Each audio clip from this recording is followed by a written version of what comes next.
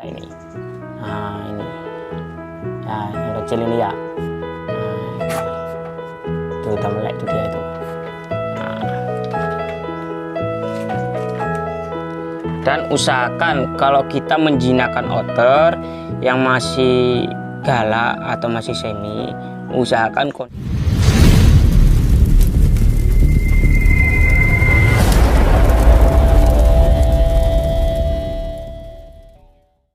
Halo sahabat otter, ketemu lagi dengan Hean Channel. Kali ini saya akan membagikan tips soal penjinakan lagi ya. Kali ini beda metode.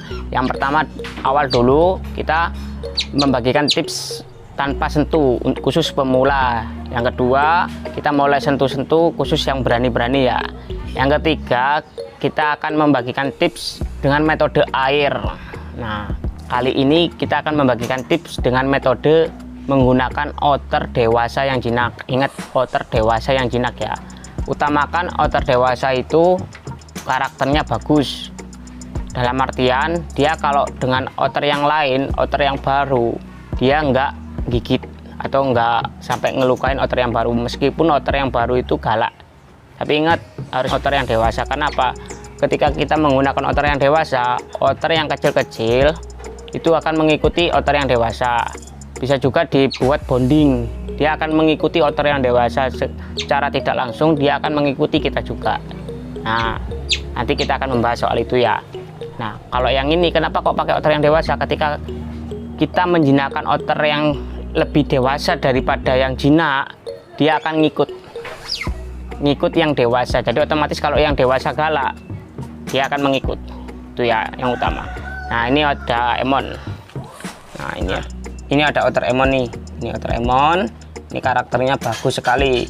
Dia meskipun marah atau ada yang galak atau ada otter yang lain yang masih kecil menggigit dia nggak bakalan strike sampai melukai. Rata-rata dia hissing atau menyenggrok gitu, kayak grok, kayak gitu. Nah, tuh ini karakternya bagus. Nah, di situ ada 3 otter itu. Mana satu otternya itu? Oh, ini otternya ini. Nah, itu. Ini ada 3 otter. Jadi untuk melakukan penjinakan dengan metode ini, kita nggak perlu sentuh ke 3 otter ini, atau otter yang masih semi jinak atau masih semi atau masih galak ya. Kita nggak perlu menyentuh mereka. Kita cukup handle otter yang jinak ini. Karena apa? Otter ini pinter ya. Perlu digarisbawahi, otter ini pinter.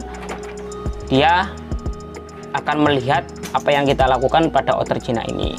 Ketika otter jinak ini tidak menyerang kita, dia akan mengawasi terus itu. Nah, itu otter itu. Lihat itu, matanya ditutup satunya itu. Nah, cara ini cukup simple, cukup mudah, tapi yang harus perlu kalian ketahui, harus punya otter yang lebih dewasa dan karakternya bagus. Nah, ini. Nah, cara ini cukup lumayan membutuhkan waktu, seperti cara yang pemula itu, karena kita tidak menyentuh mereka. Tapi suatu saat ketika dia otter yang kecil-kecil ini, otter yang galak ini mulai terbiasa dengan kita, dia akan nggak gigit juga. Contohnya seperti ini ya. Nah, ini otter ini mulai terbiasa dengan kita ini. Nah, ini. Nah, yang kecil ini ya. Nah, itu udah melek itu dia itu. Nah. Dan usahakan kalau kita menjinakkan otter yang masih galak atau masih semi, usahakan kondisi dia kenyang ya. Karena apa? Kalau ketika kita menjinakkan otter yang kondisi dia lapar, takutnya dia galaknya atau gigit kita karena kelaparan, dia pengen makan. Ini otter emon, ini penjantan, ini bodinya besar banget, ini emon ini. Karakternya bagus ya. Ekornya ini, lihat ekornya ini, lihat ekornya ini. Ekornya besar banget ini kepalanya ini segini ya, bagus ya. Nah, dan perlu kalian ketahui nih ya, kalau ketika otter yang jinak ini, yang dewasa ini udah mulai mengenal otter yang kecil, istilahnya dia udah mulai sayang sama otter yang kecil udah mulai kenal, jangan sekali-kali kita pegang otter yang galak ini ya. Kenapa? Ketika kita pegang otter yang galak ini, ketika dia hissing atau nyenggrok, otomatis dia marah. Ini otter yang dewasa marah. Jadi kita cukup menghandle otter yang besar ini aja. Kita pegang-pegang, otomatis dia lihat itu loh, dia itu posisi tidur semua itu. Nih, bentar Emon, bentar. Diam. Ini ada yang sudah jinak ini. Nah ini sudah ada yang sudah jinak ya, ini kan. Oh, jadi usahakan jangan sampai menyakiti otter yang kecil ya, karena kalau kita menyakiti otter yang kecil, otter yang besar akan menyerang kita. Nah, perlu harus kalian ketahui itu ya, karena dia udah setia, karena ini otter ini kan berkoloni. Nah, dia itu kan berkoloni, jadi jangan sampai kita menyakiti salah satu. Kenapa? Meskipun dia masih kecil ini, masih kecil-kecil gini, kalau ada temennya yang disakiti, dia akan ikut nyerang. Ini otternya bagus ini. Oh, iya. Karakternya bagus. Itu tidur diam dengan kesana. Nah, itu. Kemungkinan ya cara ini kemungkinan 1 mingguan bisa jinak ya, 1 mingguan bisa jinak.